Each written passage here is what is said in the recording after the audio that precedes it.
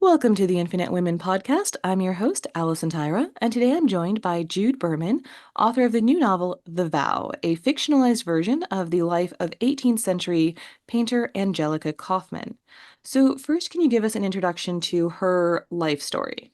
She was born in a very little obscure place in Switzerland, um, in the mountains there in a town with a family, with a father who was an artist, and they had no money. Hers is a definite, rags to riches story, and she came sort of out of nowhere and out of nothing. um, but her father recognized really early on, when she was 10 or under, that she had talent, and enough talent that he really picked up on it, because you wouldn't normally train a little girl in those days to become an artist. So he was stepping outside the bounds right there by helping her and pushing her along. And the more she did, the more he saw that she was, an actual prodigy. And so he pulled her forth, and as they would travel, in on the continent, a lot of the time in Italy, and they stop in the major cities, and he would find opportunities for her to learn her skills and find opportunities for her to paint, such as painting portraits of the nobility and so on. And so she sort of became a little sensation. People, it was a small world, right, compared to today, and people, found out about her. And I guess you could say her first big break was a patron who invited her to go to England. And then going to London opened all these doors beyond even what had happened as a younger woman. She was only 23 at that point when she met this patron. And then in London, she became a major figure in the art world, but in society as well. Um, Painting the Queen and painting, you name it, she knew them, or she painted them, or both. That time period of her life in London is probably the best known, and that's sort of the peak of her success was in London. And then she went and returned to Italy for the last part of her life. And my book actually follows in three sections. The first is in Italy, and then in London, and then back in Italy, in Rome, and well, Venice at the beginning, and Rome at the end. So that's the main trajectory of her life. And one of the things that you do focus on is her relationship with her father, because in addition to teaching her, he was also essentially her business manager. And I have to say, I did get a bit of stage parent vibes.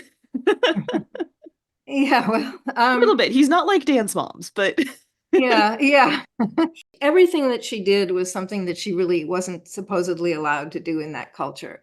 And so, in order to do that, she had to have people who were supporting her to do the extraordinary. And so, her father is definitely the first of those.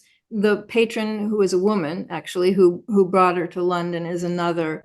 And there are sort of a series of those people in the book who helped her by believing in her, really, and giving her opportunities, because it isn't as if it would have been easy for her to do that without them. And so, I mean, I think the fact that her father was the first, and the fact that he was her father, um, in my view, gave them a closeness, a parent-daughter relationship that stood out to me. I mean, that's also my interpretation. We don't have actual facts on this, and I've sort of come across some other interpretations of him and their relationship. But I had to, you have to kind of get under the skin, I feel, in writing about somebody who you can't actually meet, and there are no videos, and audio tapes of these people, and you have to, that's sort of the fun of writing about them, is you have to get really as deeply into their skin as you can and think, well, what would they be doing in this moment, or how do they feel about this person? And so, with her father, there's points in the book where they kind of come up against each other because she does have a bit of a point of rebellion. Like there's points where she does, I don't want to spoil the story, but there's points where she does some things and it's like, well, I've never lied to him before, but the circumstances are causing her to do that. And just other ways that it's not just a simple relationship either. It is really interesting because she was quite independent for a woman of that time, and arguably even today. But you still have these scenes where, for example, she's gone to meet with her patron and she comes back, and the two men, so she's living with her father, and then another artist is living with them.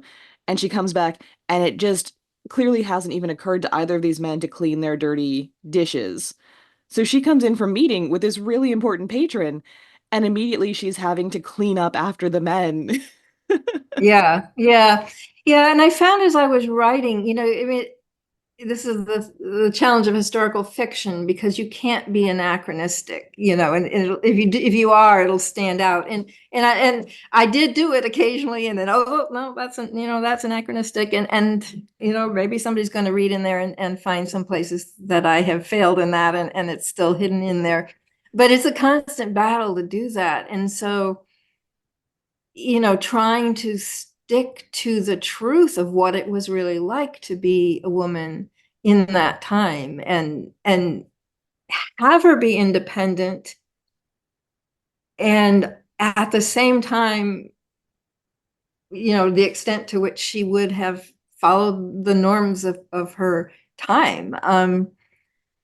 It's a bit of a struggle as a writer to do that because I found that my tendencies was to want to make her a real, more independent than she probably could have been, just even in simple little ways. I found though that maybe this is giving away the writer's secrets, but I found that I could kind of do anything if I stayed in her mind. And I think even in the scene, I haven't read that one in a little bit, but if I'm recalling correctly, where she's with the dishes, she mentally subtly alludes to the fact that, she's having to do this by habit because it's written in first person. And so you have that ability as the author to really see through her eyes and through her mind. And so it's easy to say, I mean, not that she used it in these words, but, here I have to be cleaning up after them. um, Another recurring theme that I noticed was there's a lot of other characters who think they know what she should be doing with her career. And I don't know how much of that is, she's young, she's a woman. I'm assuming those are the two primary factors, but you've got obviously her father is guiding her career, but you've also got, this male artist who's living with them. You've got her patron is like, "Oh, you have to come to England." But also she was a very skilled singer. And so you've got another character who's like, "Oh, you have to come with me and be an opera singer." And reputedly, and you have this in the book, she chose art over opera because a priest basically told her that opera is full of sketchy people and it'll ruin your reputation and lead you down a path of sin. That's not yeah. exactly what he said, but Yeah. We could spend hours going through the book and going sentence by sentence. Did you make this up? No, I did not. This is actually a fact. This one, no, this one I had to think up. But a lot of these things are actually things that we know about, or at least to the best of our knowledge. I mean, the example of the choice between music, and art, and that fellow, in that story. Those are real, and those are documented. And uh, at least she has at least one really well-known painting, and I think possibly more. Another, only one image is coming to mind, but I think there might be more, where she shows herself as struggling between art and music. Like, the goddesses of each are on either side, and she's sort of, which one do I go with here? So I think some of those choices are just natural for, not gender related, but natural for her to have negotiated, like, how do I do this? Do I do that? Do I listen to this person or that person? I think perhaps the biggest choice point there where there were pressures was this whole thing about history painting. It's a more complex form of painting at that time, where the simpler paintings are portraits or still lifes, or realistic um, scenes from where you're copying from what you're seeing externally. And history paintings are these stories, usually based on mythology or other kinds of invented themes, and much more complex paintings. And so that was not considered acceptable for a woman to do for a variety of reasons. And she, I believe, just out of her own volition, felt that that was something that she wanted to do. And so people were pushing back against her on that, but I don't know that anybody was actually telling her, "Oh, you should go and do this," at least initially, until she made her own determination. And there's a lot of that in the book, where she's getting pushback on doing that. That's what I found so interesting about it is that you have all of these different people telling her you should do this, you should do that with your career. And you can, because it's in first person, you can see how she is rejecting or accepting this advice based on her own opinion. So that difference between these external pressures, but she is the one ultimately making the decisions. And she even says something about how, my father advises me, but Yeah, he lets me have the final say on it, which I think is probably true to to how their relationship was. And there are, by the way, letters, and there are actual copies, edited copies, because she didn't write in English, so I had some, license there. But from that, we can see, you see how she's relating to someone based on how she's, talking to them and considering them, and considering their feelings and considering their opinions and whatnot. when we've talked about how, her father trained her when she was young and everything, but I also want to give a shout out to her mother because she spoke several languages and she learned German, Italian, French, and English from her mother, which when you consider that she's directly working with a lot of patrons from different backgrounds, and particularly once she moved to England to advance her career, I have to assume that those linguistic talents were actually hugely helpful for her as well. Yes, although I'm not sure that that's unusual. I mean, my parents actually are European, and my father knew that many, or my parents knew that many languages, and I didn't end up learning them all myself, but I grew up in a family where, you could rattle off all the languages you knew. The circle of artists and literary folks were doing a lot of movement between the countries, even though they couldn't hop on a jet plane to go from here to there. They did. They went back and forth between the continent, and later in the book, the whole last third is with Goethe, and they do what's called the Grand Tour, and they all go back and forth. The Germans and the Italians. Well, the destination is Italy, but they're spending a lot of time going back and forth. I think the English tend to claim her, really, because of that time, that even though she wasn't there most of her life either. Yeah, she does seem to have moved around quite a bit. Yeah, and I mean, I think that started with the whole thing of itinerant artists, and that's what her family they didn't. I mean, they came out of Switzerland, but they were on the move, and that was the only way that they could make money, was going, from here to there. Paint a church ceiling here, and then go on and try to get. And then later, she was getting much bigger commissions. She was more settled, but the rags to riches, the rags part, you don't have a home as much as you're moving around and kind of going from place to place. And then when you get very wealthy, you're traveling for another on another way. But it's interesting. There was a lot of travel, which I didn't make up, that's in her life, and in her circles of people. And so the title of the book, as mentioned, is The Vow. So what is the vow that you're referring to? There's actually more than one vow. Three vows that I had in mind as I was writing. And The first one is the most obvious one, which we've already sort of talked about, which not as a vow, but in terms of her goals and her ambition. She vowed to become, well, first of all, to become an artist, specifically to become a history painter. And it was a big vow because, as I said, this is something that was not considered open territory for her. So that's the first level, is on that level of career and what she's vowing to do. The second vow is sort of secondary to that because it's part of how she vowed to do it, which is vowing not to marry. And I don't know that she, and if, well, so she actually, spoiler alert, she did marry, and she not only married, she married twice. But they're not normal, conventional, traditional marriages in for that time. So, and what I was going to say was, we don't know that she ever said, "I vow not to marry." So that's a bit of my inference from how she went about her relationships and how she resisted marriage, and the fact that the marriages that she did have were very unconventional. So um,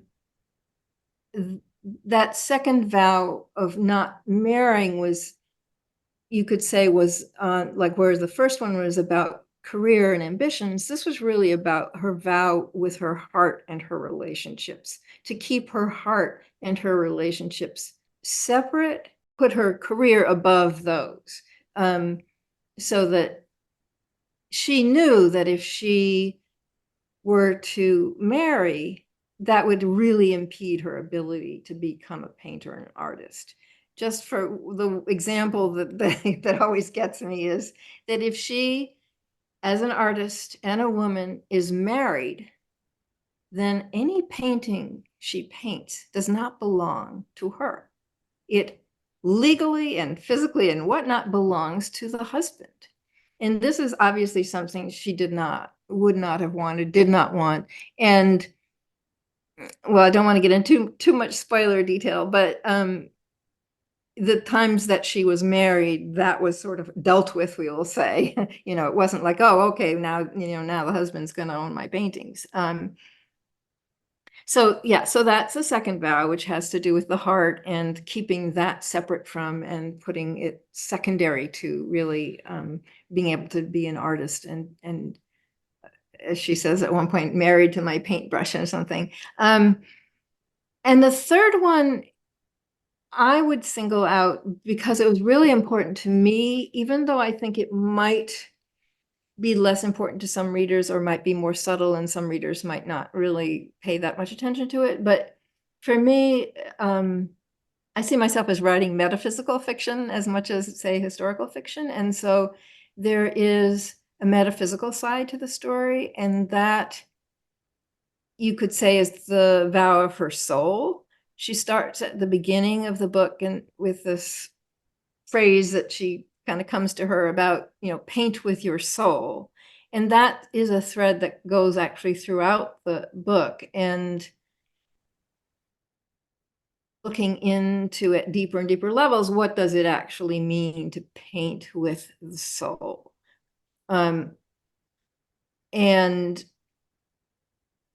so, as I said, that's the metaphysical part, and it's sort of more light gets shed on it throughout the book.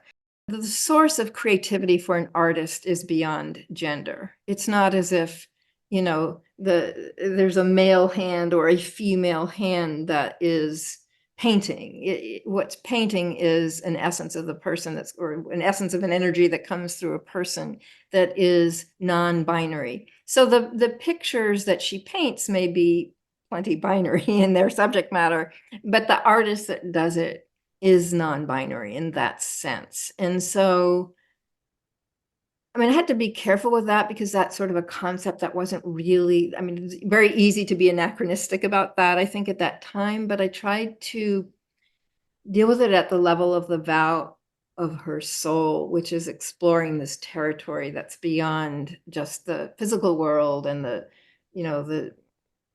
gender definitions and whatnot and roles and all that of her time, or our time for that matter. And yeah, so that gets played out more in the latter part of the book, but it's there from the beginning. And so one of the interesting recurring themes that you have as well is how Angelica violated or was said to violate the gender norms of her day, specifically in her work and in her education as a painter. Right. So we could follow that actually kind of in parallel with, the three vows that we talked about just now, which is that the gender norms, around her career and her success and her painting, they're extreme. She could literally not be that an art as a woman during that time without every hour 24/7 breaking a gender norm because they are so strict. um and I've kind of mentioned a couple of them. One, the thing of just not being a history painter. You say, okay, well, why is history painting off limits to women? I mean, what's there about mythology that's men's territory or something? But what it comes down to is what she was allowed to study. So even if she was studying on her own, um, she was not, there were no ways that a woman could study anatomy or do life drawing, um, because there's a nude, and so she could paint a nude, but she couldn't paint a nude live. So that meant that she couldn't learn to do it. And there's this great story that her father got her into, to study in a gallery, by dressing her as a boy so that she could kind of go in there in disguise, and nobody would kick her out because they wouldn't know it was, Angelica. And supposedly that's actually not true. It was just something that was leveled at her. I like to play around with that though, thinking that she might have wanted to do that, because she obviously wanted to learn that. But so she was forced to learn on her own, in her own, find her own ways to, to observe. Like, maybe, if you can't see a human body in the flesh to study the anatomy, you could look at a statue. um, but in reality, looking at a statue does not teach you as much as looking at a human body, because it's not moving, you can't see how the muscles work and all that sort of stuff. Um so she violated those norms at the same time as that she couldn't completely, make her way through it, because there's some ways that she um, just wasn't able to get beyond that. But so that's the gender norms in terms of her careers, that kind of just, this is what women are allowed to do and what not. And there's also, I mentioned the thing about not being able to own her own paintings. So she did own her own paintings, so she was violating the norm in that way. There are also rules about sitting for portraits. Whether it was considered unacceptable for a woman to sit for a portrait with them. I mean, that just, it seems crazy to us now. And she did sit for portraits, but it wasn't just, without any restrictions or um, I mean, I think nowadays is the things that we take for granted that she did not, she couldn't take for granted. And so she had to sort of chart her own course and violate things along the way in order to chart her own course. She has a conversation with another woman artist in the Mhm. book about how it's inappropriate for women to paint portraits because you're making eye contact. And she says, well, then it should be inappropriate for women to sit for a portrait because you're making the same eye contact. And just pointing out Yeah. sort of how ridiculous these gender Yeah. norms are.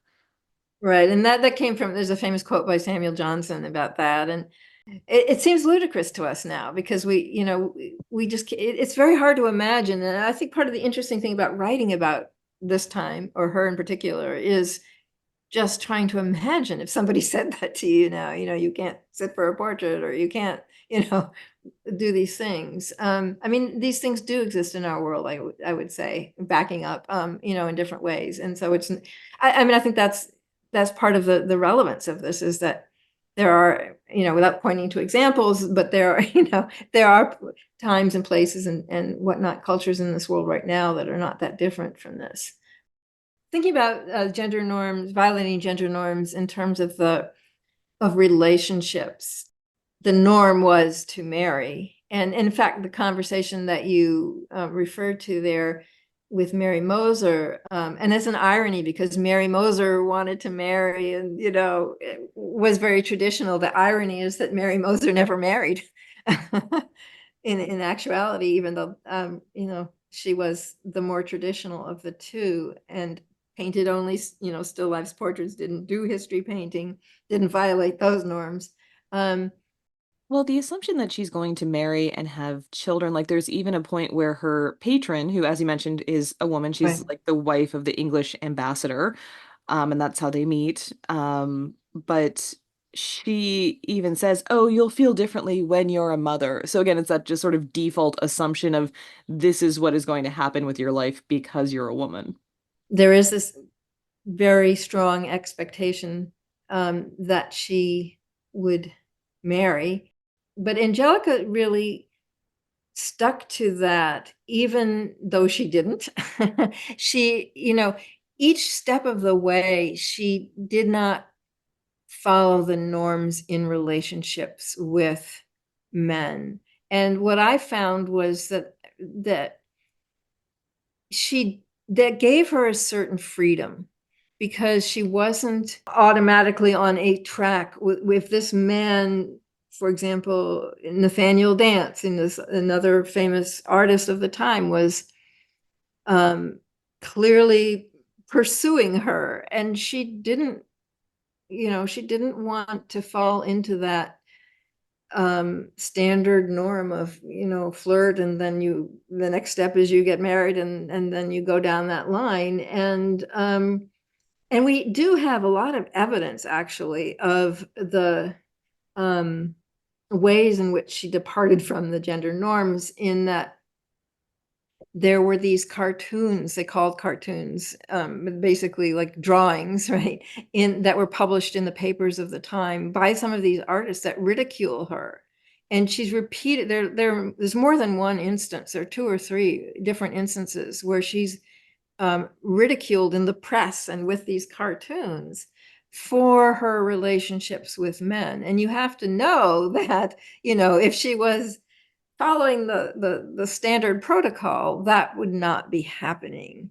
And when we look at them, I mean, some of them, they're ugly portrayals of her as a woman who isn't conforming. And she had to sort of live that down um, in a very public way. And I think she was probably able to do that partly because she was also getting a lot of you know, positive reinforcement and praise from the public for who she was. But at the same time, it's the modern paparazzi phenomenon where she was a prime object of that. And so ways in which she departed from what was expected was very public. And I mean, one example where she was in the theater and she was with these two men, one of them Nathaniel, who I just mentioned, and another who's also in the book, and she's spotted, in this compromising position between the two of them.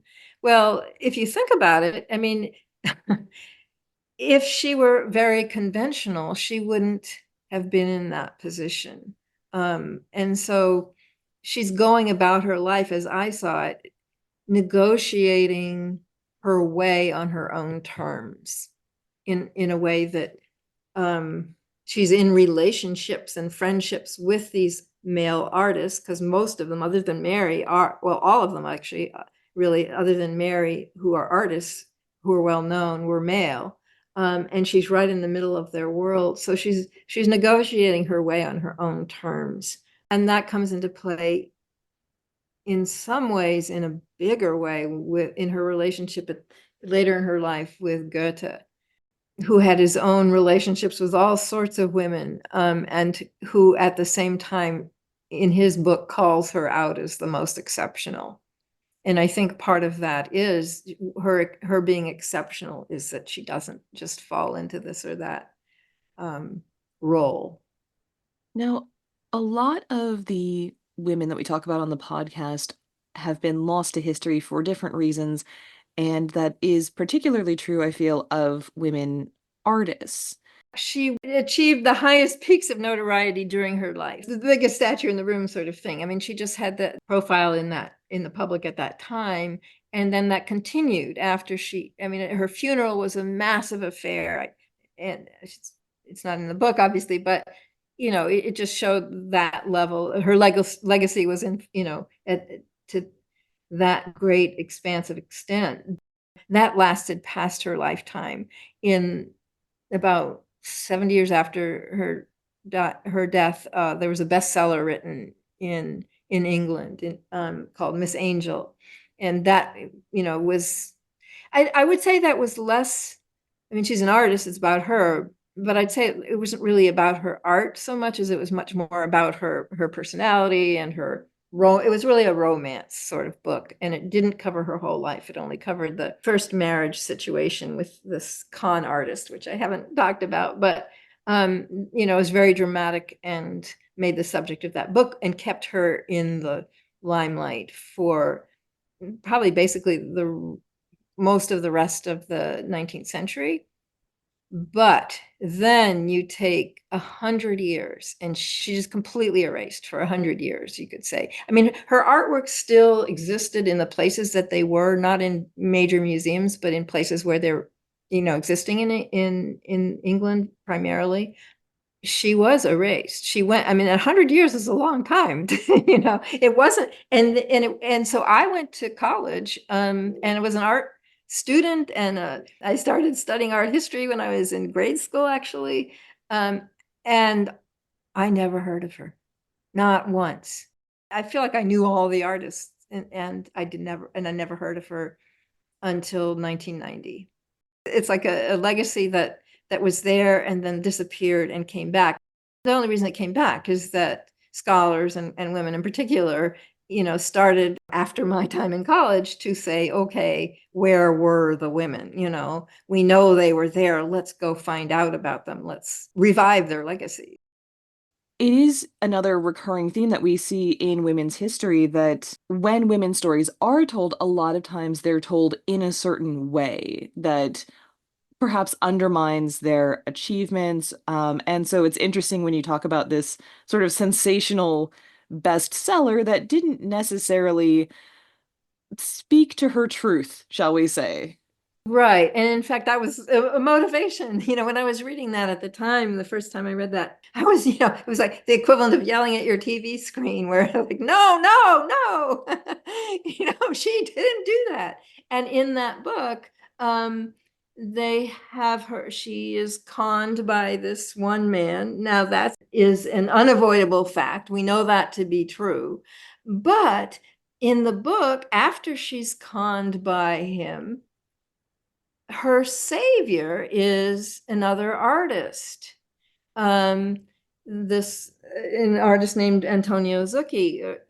These are all real people with real names, and in that book, as a novel, he is her savior, and it's like, oh, he's been waiting all this time, and he swoops her up, and it's a Victorian novel, right? Where he then marries her and they go off into the sunset, so to speak. That's the way the Victorian novel ends. And as I said, every bone in my body or whatever was screaming, that's not how it worked. That I know, I just know at the level of my bones that that this Antonio was not that type of just loving savior. He in fact was a very traditional man who she was having to stand up against. And it was because there would be legal or other very practical means that she needed to do this. She had been supporting actually her father, which was interesting. We were talking about her father earlier. She went to the point of actually supporting her financially supporting her father for most of the rest of her life after she became well known. But there would be reasons other than the norm of I'm setting off into the sunset marrying him that would cause her um, to go and marry him. Similarly, there's a lot of talk in the literature, or wherever you want to look, about her relationship with Goethe and how and why, what was going on there, and actually all of the relationship with Sir Joshua Reynolds. There's a speculation about what did she do and how did she, you know, it's all from the point of view of what would have been expected of her. So yeah, so I think that one of my goals was to tell her story in a way that felt more true to somebody who wasn't just falling for this or that dictate from one or another male figure in her life. Now, this is a very different subject matter than your other book, The Die, which also came out this year and is more in the futuristic sci-fi genre. So what was it about Angelica's story that captured your attention that you have two such dissimilar books coming out in the same year? Right. And what you just said is true. They're totally dissimilar in that the die is about the future and this is about the past.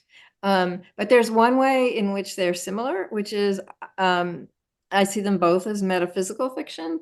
The die actually, in my mind, is primarily visionary or metaphysical fiction, as much or more than it is speculative fiction. And as I've already talked about here, I see the aspect of the vow, the metaphysical aspect of that as well. So there is that connector between the two, although your average reader probably isn't going to hit on that as the obvious connection. They're probably more likely to see the difference. I'm not somebody who is as much interested in history for the sake of history. I'm more interested in history for the sake of what we can learn from it. The die is actually using ancient wisdom from the Mahabharata. So in there, that I've actually got history coming into the future as well. But for the vow, it's the usefulness of the history of her story now, in that when I was growing up, and I think it's, maybe less so now, but it's still definitely true, which is, the lack of role models. And it's very difficult to do something and set out to succeed and actually succeed if you don't have role models. The old glass ceiling, right? And Angelica is that. I mean, she is that role model in a way, because she is that woman who did that even against all odds. And so I feel like that was motivating me to say, how do we pull forth these role models, and not, because without role models, it's so easy to just, even if you don't believe it, to feel emotionally that this is inaccessible, or, what's wrong with women that they couldn't do this, and I'm a woman and I can't do it.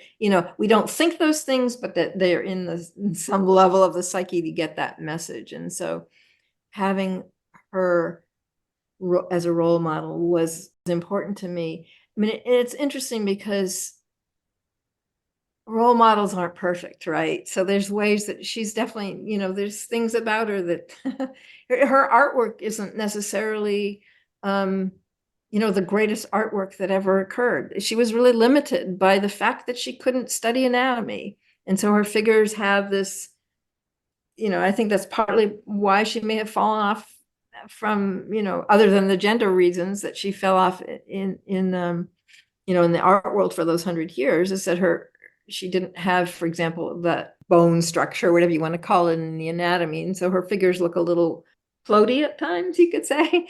You don't have to have been the perfect artist or the greatest artist. You just have to be a role model. You just have to have walked that path and show that how you did that. There is some sort of magical quality about her personality that I think that captivated people at the time, that I felt like I was trying to tap into. And so it's not just, well, she's this mechanical being who kind of did these things. No, she's a very full and human person who, with flaws and all, who negotiated all these situations. I mean, I wish I had known her story when I was many years younger, starting on the path as an artist.